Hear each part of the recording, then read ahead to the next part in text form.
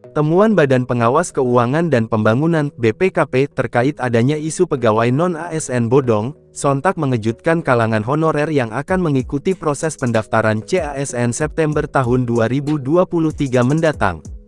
Bagaimana tidak, kasus honorer bodong ini mau tidak mau akan mengganggu upaya pemerintah dalam menuntaskan masalah 2,3 juta pegawai non-ASN dengan mengangkatnya menjadi PPPK. Sebelum diangkat menjadi ASN PPPK, belakangan pemerintah menggandeng BPKP untuk melakukan audit terkait keabsahan status honorer yang dinilai membengkak menjadi 2,3 juta orang. Padahal berdasarkan catatan Badan Kepegawaian Negara (BKN) dan Kementerian Pan-RB, di akhir tahun 2018, jumlah tenaga honorer ada di kisaran 400 ribuan.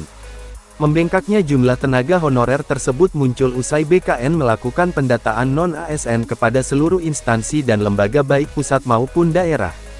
Pendataan tenaga non-ASN yang dilakukan BKN beberapa tahun sebelumnya, digunakan sebagai basis data, untuk menjadi acuan perencanaan di bidang kepegawaian.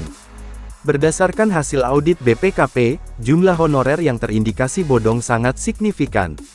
Audit tersebut dilakukan pemerintah sebelum pihaknya mengangkat honorer menjadi ASN secara besar-besaran, sebagai upaya penuntasan masalah honorer.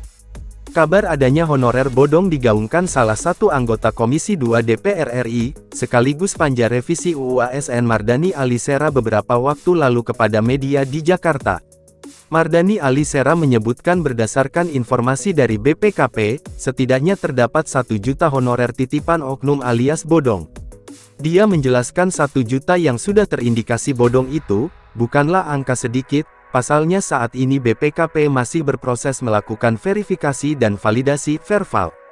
Mardhani mengatakan bila 2,3 juta honorer langsung diangkat sebagai ASN PPPK, tanpa ada proses verval, tentu akan menyulitkan dan mengganggu anggaran negara. Padahal, tidak sedikit pula honorer asli yang benar-benar sudah mengabdi kepada negara secara nyata dan telah berlangsung lama. Pengangkatan massal honorer menjadi ASN PPPK dinilai Mardhani akan merugikan keuangan negara, bila ternyata ada di antaranya yang bodong. Sejauh ini, pemerintah tengah menyiapkan formula, untuk menuntaskan berbagai persoalan honorer yang muncul termasuk mekanisme pengangkatan honorer menjadi ASN PPPK. Sehingga muncul konsep ASN PPPK part-time, dan penuh waktu, agar anggarannya tidak membebani keuangan negara, dan tidak terjadi pemutusan hubungan kerja (PHK).